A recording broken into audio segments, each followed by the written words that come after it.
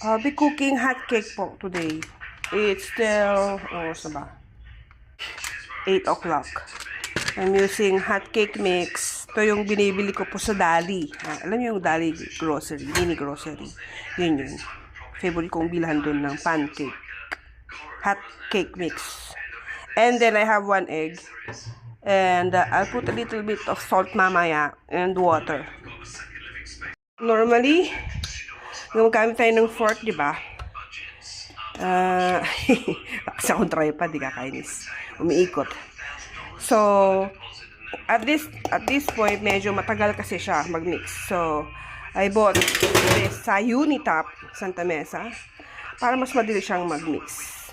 Yan. Smooth. Smooth na smooth. Pancake ready. 3 yung nagawa ko. Isa pa, naluluto pa eh.